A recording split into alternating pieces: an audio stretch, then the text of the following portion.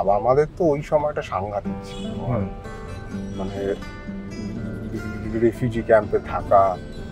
আর বাবা যদিও মানে কারণ আমার জেঠু এইখানে থাকতেন, এখানে পড়াশোনা করতেন, তো জেঠু সব ভাইদের এখানে আর কি আসতে পারে, মানে ওই সময়টা এতটাই খারাপ সময় ছিল, যে জেঠু আর কি সবাইকে নিয়ে আসে, সেইখানে বাবারা এখানে আসে।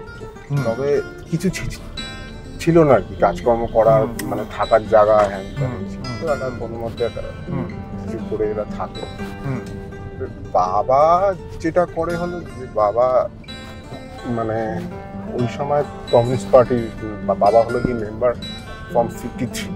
আচ্ছা, 1953 এর মেম্বার। তো কারণ এইটা একটা তখন একটা জায়গার ছিল, তো সেই সময় বাবা তারপর তো তোমার সেই 60 খারাপ অবস্থা, তো সেইখানে ঘর ছাড়া বাড়ি ছাড়া বাবা। তো সেই থেকে তারপরে যখন বাবা আর কি সেটেল করে, যখন আর কি সময়টা ঠিক হয় 70s, তখন বাবা করেছিল যে এই যে পুরো জায়গাটা তোমার এই কলোনি এরিয়াটা পুরোটা প্লটিংটা আমার বাবা আর করেছিল। তো এইখানে বেসিক একটা স্কুল বানানো, তার ফান্ড জোগাড় করা, সেটা মানে সাংঘাতিক কাজ। ওই জায়গাটা তৈরি করাই আর কি আমার বাবার একটা বিরাট বড় অবদান। ওই স্কুল কি এখনো আছে? কি নাম? এটা নাম হলো অশোকনগর বিদ্যাপীঠ।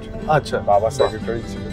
আচ্ছা, বাহ, এটা তো মানে একটা অনেক মানে একটা বিরাট বড় একটা সমাজের জন্য একটা বিরাট বড় অবদান। হ্যাঁ, তখন ছিল জানো তো, মানে সবাই মিলে ওই যেটা মানে সবাই মিলে একটা কমিউনিটি হয়ে থাকা, মানে আমার বাবার রীতিমতো ডেইলি কাজ ছিল।